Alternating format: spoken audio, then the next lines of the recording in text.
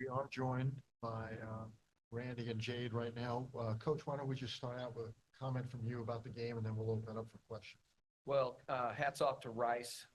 They really rebounded the ball, which we know that they do extremely well. And they made some timely shots. They had some kids come off the bench and step up for them and make big shots. But I'm really proud of our team. Like I told our girls in the locker room, it wasn't a lack of effort. It wasn't a lack of energy or attitude. Today, Rice just played better than we did. All right, we'll open it up for questions. I know, Chuck, you have some in the back.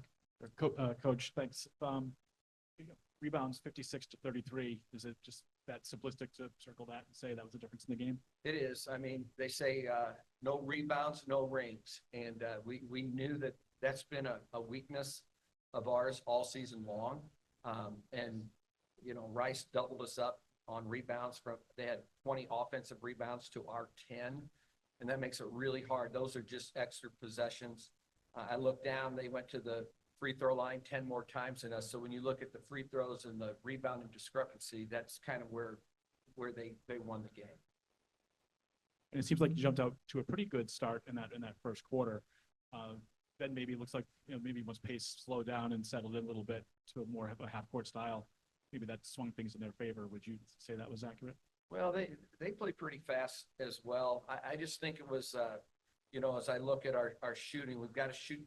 You know, if you're not rebounding the basketball, you've got to do something to offset that. And so if we shoot the ball well, even though we're not rebounding, we still have a chance to win the game. But if you don't rebound and you don't make shots, then it really puts yourself in a bind. And just ask you about the young lady next to you, Jade, with you know, a double-double today, 18 and 11, making the all-conference team. Can you just talk about her performance both today and Jade has had a heck of a season. She just continues to get better and better. I've told her this before. I feel like her best basketball's in front of her.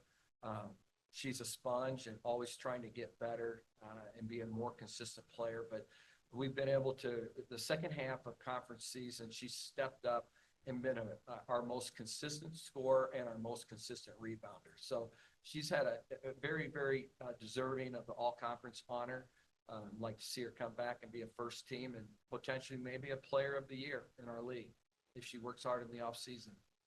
And Jade, just your reaction to what you hear Coach say about you again, both your performance today and through the year? He's been telling me all season, just keep working, stay motivated. So I knew once conference started, I did have to step up, and it was vital for me to do. And, you know, I think there's a lot. I think my best basketball is ahead of me. Just got to stay grounded and keep working every day.